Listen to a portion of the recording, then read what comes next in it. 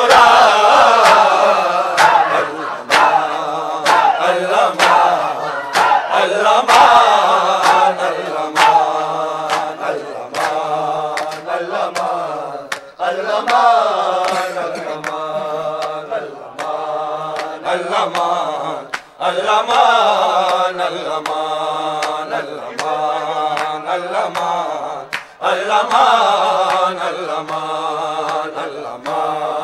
اللمان اللمان اللمان حیران ہوں بازار سے کیسے گزر گئے حیران ہوں بازار سے کیسے گزر گئے تفسیر بیرداتی تفسیر بیرداتی نیزے پہ تھا قرآن اللمان اللمان اللمان اللمان اللمان اللمان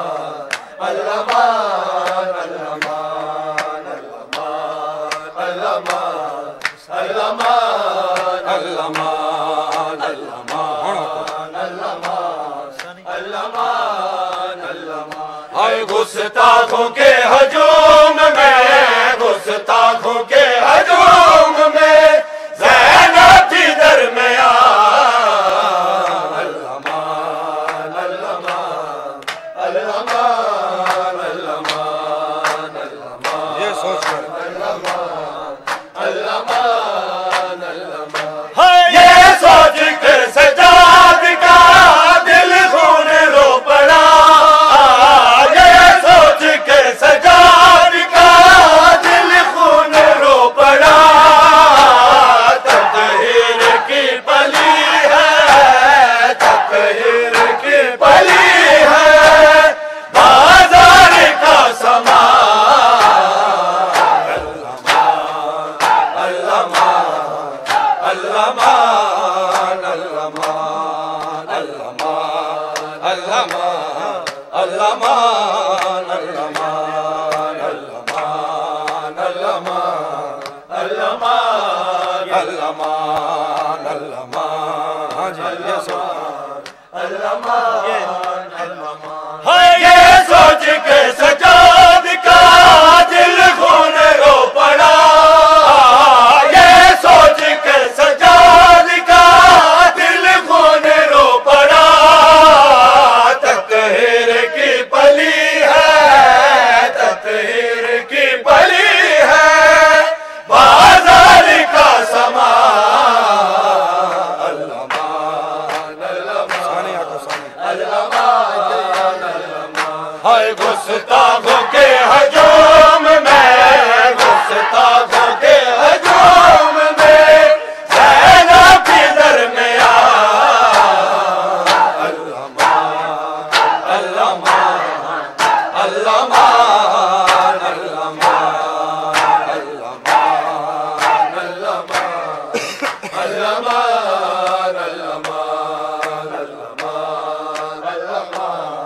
اللمان اللمان اللمان اللمان اللمان اللمان اللمان اللمان اللمان اللمان ہائے کیسے اٹھائے لاش کو مظلوم چل پڑے کیسے اٹھائے لاش کو مظلوم چل پڑے شابیر کی ضعیفی شابیر کی ضعیفی اکبر سا نوجوان اللمان اللمان اللمان اللمان اللمان اللمان اللمان اللمان اللمان اللمان اللمان اللمان ہائے گستاخوں کے ہجوم میں گستاخوں کے ہجوم میں زینب تھی درمیان اللمان اللمان المان المان المان المان المان یثرب سے جو امیر چلا تھا عاشور کو یثرب سے جو امیر چلا تھا عاشور کو کربل میں وہ لٹا ہے کربل میں وہ لٹا ہے رسالت کا کارواں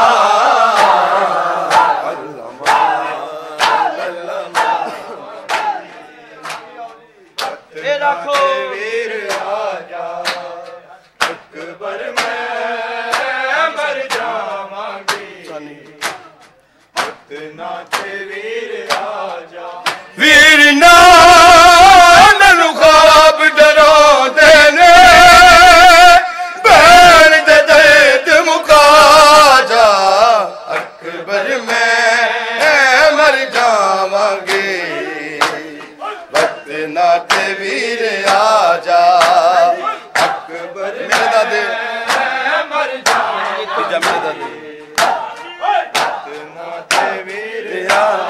میرے دادے کولو جی میں پھوپھی زینب پوچھیا بیر بازار دا مینو بابا مطلب دس جا اس طرح مینو پیر نشانہ دا مطلب تو سمجھا جا اکبر میں مر جاواں گی وطنا تے ویر آجا اکبر میں مر جاواں گی وطنا تے ویر آجا ہائے ہائے اکبر میں مر جاواں گی وطنا تے ویر آجا ویر نام خواب ڈرو دینے بین دے دید مکا جا اکبر میں مر جاواں گی اتنا ویر آجا اکبر میں مر جاواں گی اتنا ویر آجا جان دی ہو دیجے اکبر تو نے مڑ کے آنا ایسے گلتے ویر محمد تو سی مینو لانا جان دیا تو آپ ہی بکیے وچ بین دی قبر بنا جا اکبر میں مر جاواں گی وطنا تے ویر آجا اکبر میں مر جاواں گی وطنا تے ویر آجا اکبر میں مر جاواں گی وطنا تے ویر آجا اوہ رستے اوہ بوہے اوہ مٹیاں اکبر اوہ تانگا اوہ آسا اوہ چٹھیاں اکبر ویکھ لے سی بین برا ساجے ساڈا دید وساجا اکبر میں مر جاواں گی وطنا تے ویر آجا اکبر میں مر جاواں گی سانی کا وہ سانی وطنا تے ویر آجا ویر نام خواب ڈرو دینے بین دے دید مکا جا اکبر میں مر جاواں گی وطنا تے ویر آجا اکبر میں مر جاواں گی وطنا تے ویر آجا کوئی ہوندا میرا اپنا میرے اترو ونڈدا آکے سر تے میرے کوئی کدی سایا کردا حق تو ملوان اٹھا داتے کہنا تخت تے آجا اکبر میں طاہرہ طاہرہ سیدہ طاہرہ سیدہ سیدہ سیدہ سیدہ سیدہ سیدہ سیدہ سیدہ سیدہ سیدہ سیدہ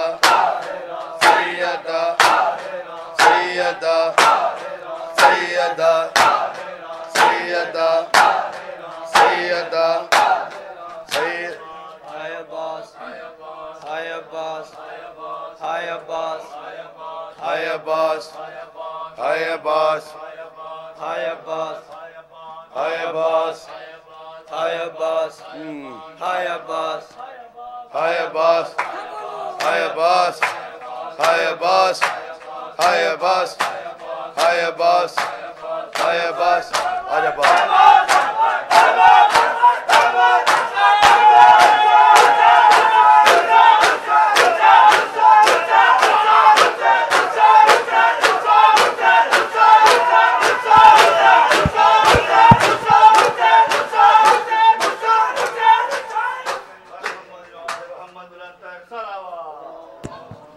اللہم صلی علی محمد وعلی محمد. متوجہ زیارت.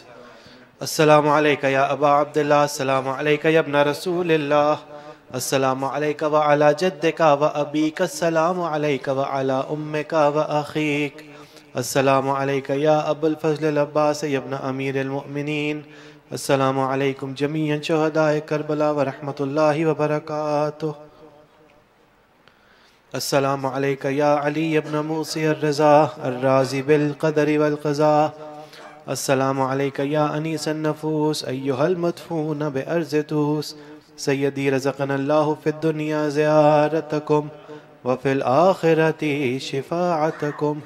الصلاۃ والسلام علیکم ورحمۃ اللہ وبرکاتہ.